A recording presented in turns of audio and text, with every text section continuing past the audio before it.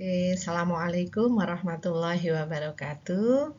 Hari ini kita akan membahas pertemuan selanjutnya di keperawatan komplementer, yaitu tentang hipnosis. Ya, kemarin kita sudah melihat aspek legal dari keperawatan komplementer, ya, bagaimana terapi komplementer itu diterapkan dalam pelayanan kesehatan dan undang-undang mana yang terkait dengan keperawatan komplementer. Nah, hari ini kita akan bahas salah satu dari terapi komplementer, yaitu hipnosis, ya. Oke, semuanya mungkin sudah tahu hipnosis itu apa, karena sekarang hipnosis ini sudah banyak sekali digunakan dalam berbagai pelayanan kesehatan, mulai dari pelayanan kepada anak, kemudian kepada dewasa, kepada orang yang merasakan nyeri, kepada pasien cemas, dan sebagainya. Ya. Nah, kita harus tahu dulu apa sih sebenarnya hipnosis itu. Hipnosis adalah suatu keadaan setengah sadar, ya, disebabkan oleh sugesti, relaksasi, dan perhatian yang terkonsentrasi pada objek tunggal. Ini pengertian menurut WHO tahun 94, ya. Kemudian ada lagi yang mengatakan di Gihistro mengatakan bahwa suatu interaksi sosial, ya, seseorang untuk mengalami pengalaman imajinatif, ya, berdasarkan sugesti dari hipnotis, ya. Karena nanti di tahapan hipnosis itu ada kita masukkan sugesti, ya. Makanya hipnosis ini harus dilakukan pada saat kita dengan orang itu ada kesepakatan, kemudian kita mau melakukan untuk kebaikan, ya. Tentunya meskipun ini hipnosis itu untuk kejahatan juga bisa, tapi kami di sini berharap bahwa ilmu ini digunakan sebagai ilmu yang manfaat, ya, yang untuk kebaikan, ya. Berespon terhadap sugesti yang sesuai untuk mengalami perubahan persepsi daya ingat atau mood, ya. Jadi orang yang kurang motivasi itu bisa dengan hipnosis, ya. Dihipno, dikasih sugesti kata-kata motivasi, kata-kata positif sehingga dia menjadi lebih tersupport dengan motivasi yang baik, kemudian dia bisa mengerti bahwa apa yang selama ini yang membuatnya dia tidak termotivasi menjadi dia paham, ya, karena bagaimanapun juga alam bawah sadar kita itu areanya lebih luas daripada alam sadar kita, ya. Itu sekilas tentang pengertian hipnosis, ya. Nah, kita sekarang melihat secara umum bahwa, ya, hipnosis ini kalau kita melihat pola pikir kita, ya, pikiran kita atau alam kita itu ada alam sadar dan alam bawah sadar, ya. Nah, conscious dan subconscious, ya. Nah, alam sadar kita itu sebenarnya areanya hanya sedikit, ya, cuma 12%, sedangkan subconscious itu ada 88%. Ya. Nah, hipnosis itu membawa seseorang ke alam bawah sadarnya, yaitu ke alam subconsciousnya. Nah, di sana kita biasanya akan berhadapan dengan banyak orang dengan beberapa tipe. Jadi memang ada beberapa orang yang tipenya visual, yang dia itu audio, kemudian lebih suka mendengar, lebih suka melihat, kinestetik, dia kadang sambil melakukan sesuatu, gustatory, ya, kemudian olfaktory dan sebagainya, ya. Nah, dari sekian atau beberapa tipe manusia ini, bagaimana kita melakukan hipnosis itu dan bisa sukses, ya. Nah, di sini memang hipno itu juga banyak dipengaruhi oleh beberapa hal, ya. Ada stimulus juga. Makanya ketika kita melakukan hipnosis itu diupayakan di tempat yang tenang, ya, di tempat yang nyaman, ya. Kemudian ini juga dipengaruhi oleh pengalaman, kemudian stimulus, ya. Terus bagaimana kita melakukan proses induksinya, yaitu proses di awal, ya, sebelum kita melakukan atau memasukkan sugesti, ya. Dan ini bisa dilakukan siapa saja. Ya, nah ketika kita nanti sudah melakukan hipnosis membawa seseorang itu ke alam bawah sadarnya, maka di sana kita akan bisa memberikan support, memberikan motivasi, merubah perilaku ya dengan melakukan atau dengan memberikan anchor atau memberikan anchor itu apa ya? Nanti kita jelaskan deh lebih lanjut ya. Jadi seperti anchor itu kan kayak jangkar ya, kunci ya. Nah, di situ kita akan melihat bahwa ketika seseorang itu sudah masuk di alam bawah sadarnya, maka kita bisa membawa seseorang itu sesuai dengan tujuan yang kita harapkan. Makanya tujuannya harus positif ya. Nah, kita harus tahu juga bahwa brainwave, gelombang otak itu terdiri dari 4 ya. Yang pertama, ketika kita sadar penuh dalam kondisi saat ini ya, kita sadar penuh banyak yang kita pikirkan, itu biasanya kita di gelombang beta. Itu banyak yang kita pikirkan, kita belum fokus ya. Di sini memang Anda mendengarkan ya kuliah, tetapi saya tidak yakin kamu 100% pikiran dan badanmu benar-benar di sini ya, paling di rumah. Dan nanti makan siang apa ya? Tadi aku sarapan bawa ini. Jadi nanti habis ini saya akan begini-begini. Jadi banyak yang difikirkan. Itu biasanya kita berasa di gelombang beta. Ya, kemudian ketika seseorang itu sudah disuruh nafas panjang, ambil nafas.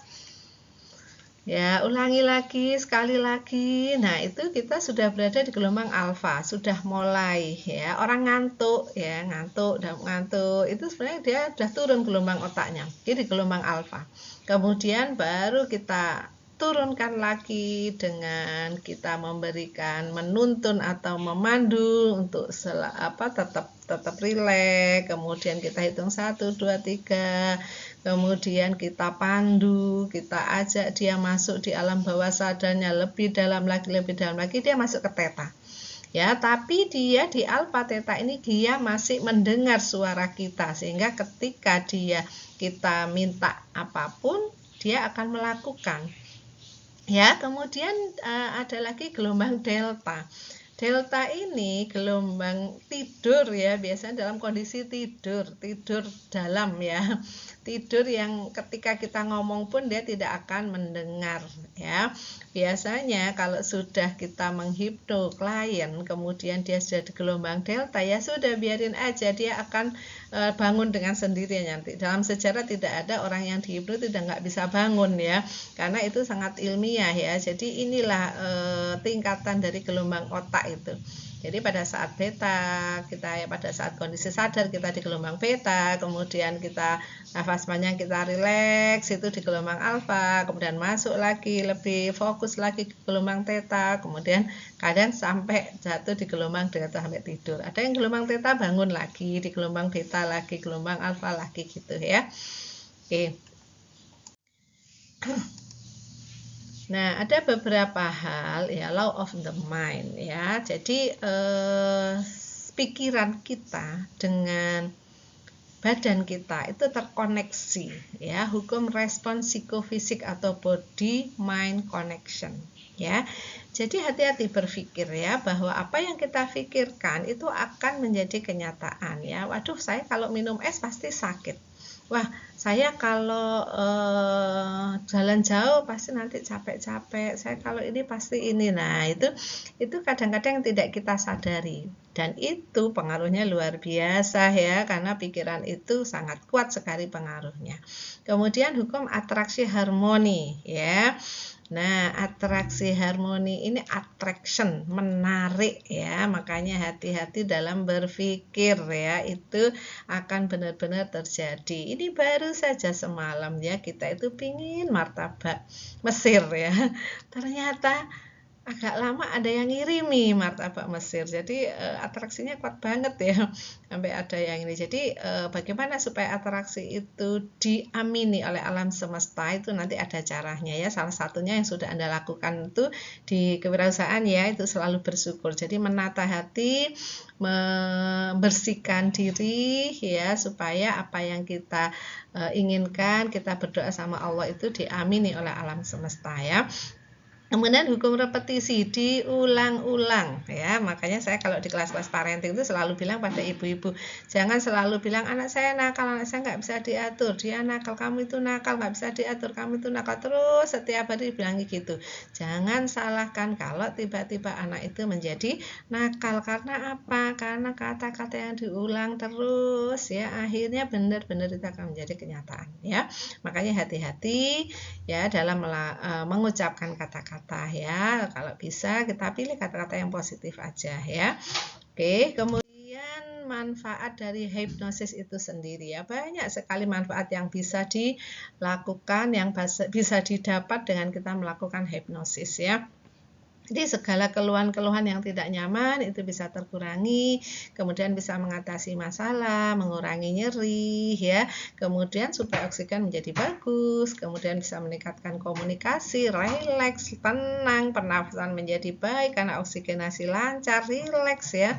Kalau orang rileks, bahagia, itu endorfin keluar. Endorfin itu akan membuat kita merasa nyaman, rileks dan tenang ya. Emosi juga menjadi lebih stabil. Jadi manfaatnya kalau kita mau self hipnosis, nanti kita akan belajar ya, self hipnosis, setiap hari kita menghipno diri sendiri itu sangat bagus ya, untuk kita lebih rileks, lebih tenang ya, nggak emosional gitu ya. Oke. Jadi di situ kita bisa latihan pernafasan. Kita memang awalnya itu kita dengan latihan pernafasan, sebenarnya ini kan relaksasi ya, hipnosis itu. Jadi sebenarnya konsep hipnosis itu adalah relaksasi. Makanya kadang orang-orang ada yang alergi kalau kita bilang hipnosis, udah bilang aja, yuk relaksasi yuk gitu ya. Ya, jadi itu sebenarnya kita ininya apa namanya, konsepnya itu adalah ya kita mengajak supaya klien itu mau rileks ya, rumah relaksasi. Kalau kita rileks itu tubuh kita itu sangat nyaman, oksigenasi lancar, endorfin keluar, kita akan menjadi sangat rileks ya. Oke. Jadi relaksasi mulai dari otot, mulai dari wajah, makanya nanti skripnya itu ya kita secara bertahap untuk mendapatkan atau untuk menghantarkan klien itu ke gelombang theta ya. Oke, kemudian persiapan alatnya kita sesuaikan dengan yang ada. Kalau memang ada kursi yang nyaman ya kita buat, karena kadang-kadang klien yang hipnosis itu dia bisa sampai tertidur. Jadi kadang-kadang ya memang dia kadang kontrol dirinya kurang sehingga kadang-kadang jatuh ya, takutnya jatuh nanti. Jadi mungkin dibuat senyaman mungkin supaya dia juga nyaman pada saat relaksasi ya. Kursi atau tempat tidur, ruangan yang tenang ya. Jadi kalau klasikal memang kendalanya itu ada beberapa teman yang nggak serius, nah itu akhirnya buyar ya. Jadi kalau di kelas gitu, kalau hipnoklasikal itu biasanya seperti itu. Jadi nanti silahkan Anda bisa mencoba di tempat yang tenang, bisa keluar dari ruangan boleh ya, di pojokan, di belakang aula itu silahkan hipno di sana ya, tapi bilang ya, nanti tahu-tahu ketiduran semua malah saya bingung nyari nanti ya. Ruangan yang tenang, nyaman, bebas dari kebisingan, kemudian ada musik ya, kita bisa pakai HP, mungkin sementara WA-nya di silent, kemudian musik relaksasinya di setel ya. Nah itu di-download dulu, nanti tengah-tengah sudah rileks, tahu-tahu iklan masuk ya, jadi buyar nanti ya.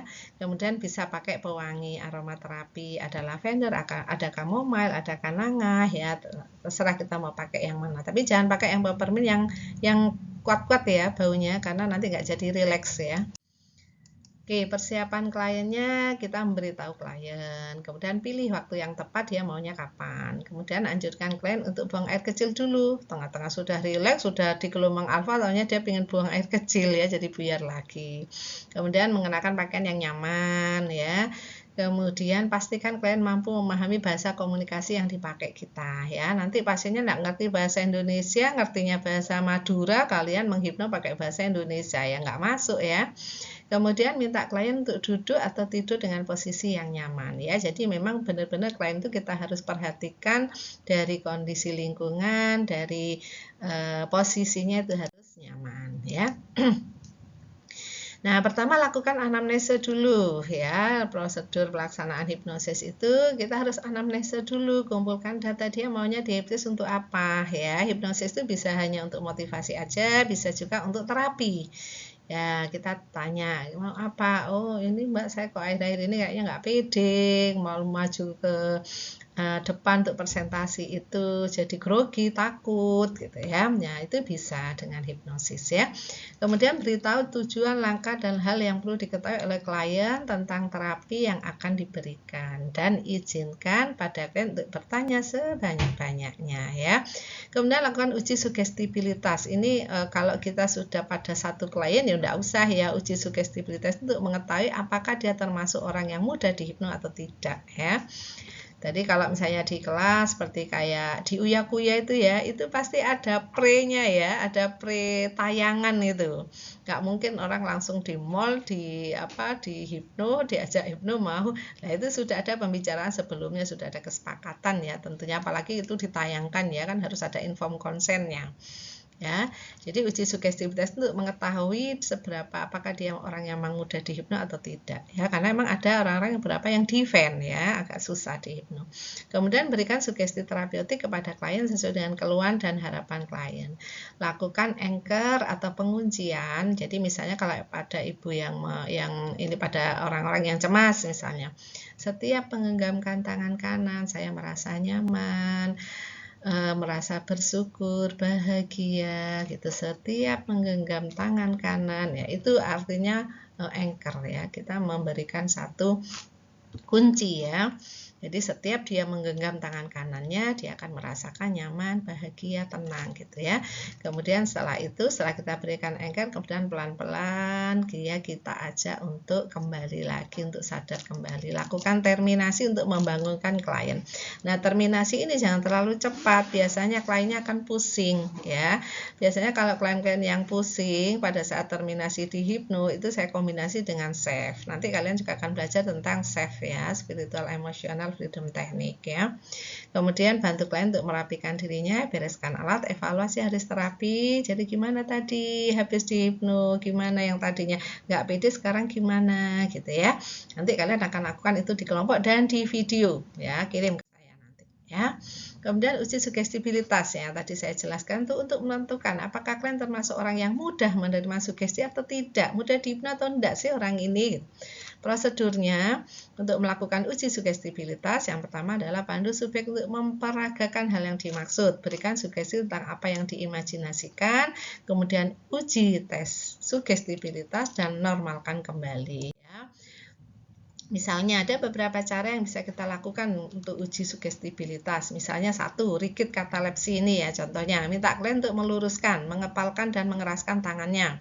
Kemudian bimbing dia untuk imajinasi bahwa ia dapat memerintahkan tangannya menjadi sekeras besi sehingga tidak dapat dibengkokkan sama sekali. Agar lebih fokus, minta klien menutup mata. Ya, kemudian pandu klien dengan skrip berikut. Ya, ini nanti kamu bisa cobakan ke temanmu. Yang pertama pokoknya harus dipandu untuk nafas panjang dulu. Yuk, 1, 2, 3. Yuk, ambil nafas. Ya, bagus sekali. Sekali lagi ambil nafas. Oke, sekali lagi. Oke, bagus sekali. Sekarang boleh tutup matanya gitu. Oke, sekarang coba ikuti kata-kata saya. Fokus, rileks gitu ya. Wahai tangan, kamu saya perintahkan saat ini untuk menjadi sangat keras, sangat lurus, bagaikan besi yang sangat kuat, sehingga tidak ada seorang pun yang bisa membengkokkan tangan. Sehingga engkau dibengkokkan semakin kuat, semakin engkau dibengkokkan semakin kuat, semakin lurus, semakin engkau dibengkokkan semakin kuat, semakin lurus. Katakan terus, tangan saya seperti besi, tangan saya keras, tangan saya seperti besi. Ya, itu diulang-ulang, repetisi ya. Dan sekarang Anda dapat mulai mencoba untuk berusaha membengkokkan tangan Anda. Tetapi rasakan bahwa tangan Anda justru semakin lurus, semakin keras, bertambah lurus, bertambah keras. Ya, nanti dia coba buka matanya. Nah, sekarang tangannya dibengkokkan. Nah, biasanya kalau orang yang mudah menerima sugesti, mudah dihipno, dia akan sulit-sulit, tangan saya kok benar-benar keras, benar-benar bengkok, nggak bisa diluruskan gitu. Nah, itu nggak usah panik. Suruh nafas panjang lagi, dia Nah, nafas panjang. Oke, saya hitung 1 sampai 5. Oke, kembali lagi seperti semula di hitungan kelima dan normalkan kembali ya. Nggak mungkin dia akan lurus terus ya. Jadi bisa dikembalikan lagi ya. Atau ke fokus ya. Saya perintahkan telunjuk dan jempol saya menyatu seerat-eratnya seperti ada lem yang sangat kuat, sangat kuat, lebih kuat lagi sehingga tidak bisa dilepaskan lagi ya. Kemudian ajak nafas panjang untuk dinormalkan lagi. Atau locking the hand. Nah, ini benar-benar kalau dia gampang menerima sugesti ini nggak bisa dilepas ya. Ya, bisa mengunci satu sama lainnya sangat kuat, sangat erat ya. Nah, sehingga dia tidak dapat membuka telapak tangannya, kemudian dinormalkan kembali ya. Atau catalepsy of eyes ya, tutup mata. Jadi matanya nggak bisa dibuka seperti ada lem, nggak bisa Bu, nggak bisa dibuka. Kemarin di kakak kelasmu gitu. Yuk, sekarang saya hitung mundur. Nah, ini mungkin bisa dilakukan di yang lain tadi juga ya, untuk membantu dia terminasi kembali ke kondisi semula ya. Oke. Jadi nanti bisa dipakai salah satu aja, dicobakan ke temannya untuk tes sugestibilitas ya. Tanda klien sudah memasuki kondisi hipnosis seperti apa ya? Menurut Dave Elman, jadi tubuhnya merasa hangat. Getaran yang cepat dari kelopak mata, meningkatnya jumlah air mata, bagian mata yang putih menjadi merah atau kemerah-merahan, bola mata bergerak ke atas menuju kepala. Nah, itu dia sudah memasuki kondisi hipnosis ya, jangan ditinggal ya. Situ kalau mau masukkan sugesti, nah boleh ya. Oke, mungkin itu sekilas dari materi tentang hipnosis. Jadi tahapannya seperti apa? Nanti kita akan lanjutkan ke praktek ya. Jadi nanti step by step bagaimana pre-induksi, bagaimana proses induksi, bagaimana kita masuk ke deepening, kemudian bagaimana kita memasukkan anchor dan bagaimana kemudian kita terminasi. Nanti kita akan belajar di pertemuan selanjutnya. Terima kasih. Mudah-mudahan bermanfaat. Wabillahi taufiq wal hidayah. Assalamualaikum warahmatullahi wabarakatuh. Oke, sukses buat semua ya.